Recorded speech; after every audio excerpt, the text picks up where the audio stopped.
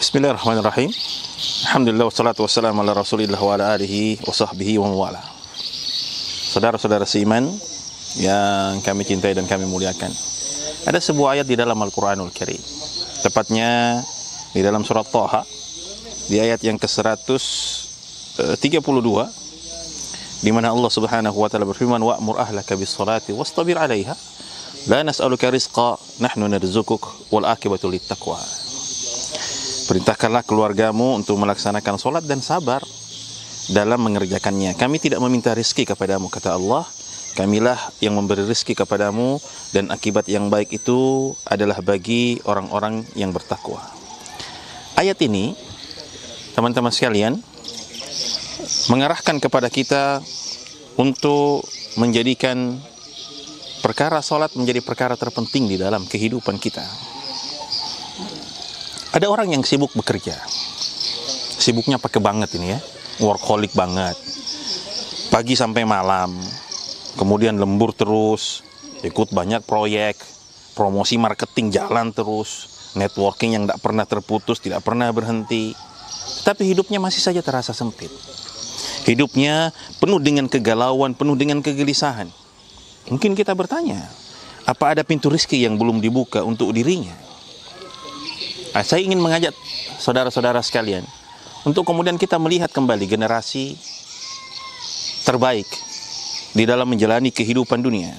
Mereka ada punya kebiasaan aneh, tetapi kebiasaan aneh ini indah menurut para ulama.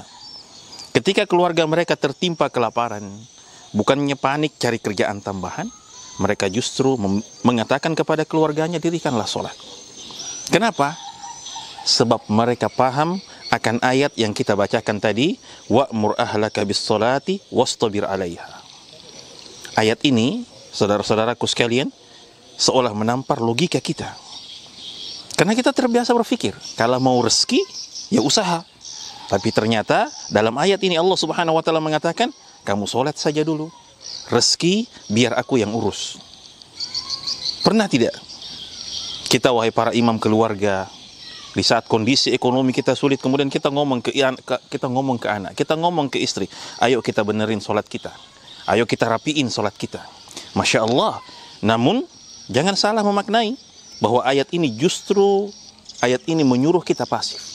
Jangan salah memaknai bahwa ayat ini menyuruh kita untuk pasif. Tidak sama sekali. Justru mengajarkan prioritas bahwa yang pertama kali harus kita jaga bukan strategi bisnis, tetapi koneksi spiritual kita kepada Allah Subhanahu wa taala. Sebab rezeki bukan datang dari usaha semata, dia datang dari yang menguasai alam semesta. Dan menariknya, teman-teman sekalian, ternyata di dalam ayat ini Allah Subhanahu wa taala tidak sekedar mengatakan untuk sholat, tetapi juga Allah Subhanahu wa taala mengatakan wastabir 'alaiha, bersabarlah kalian di dalam menjalankannya, karena yang paling berat bukan tentang memulai Anda sholat, tetapi menjaga agar tetap istiqomah di saat hati Anda mulai malas, saat kehidupan Anda mulai berat, saat dunia mungkin Anda merasa tidak berpihak kepada Anda. Disitulah iman dan rezeki Anda diuji secara bersama. Maka kalau hidupmu terasa galau, gelisah, yuk cek lagi sholat Anda.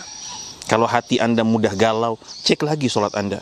Kalau rezeki Anda terasa sempit, padahal usaha Anda sudah maksimal, ayo cek lagi sholat Anda.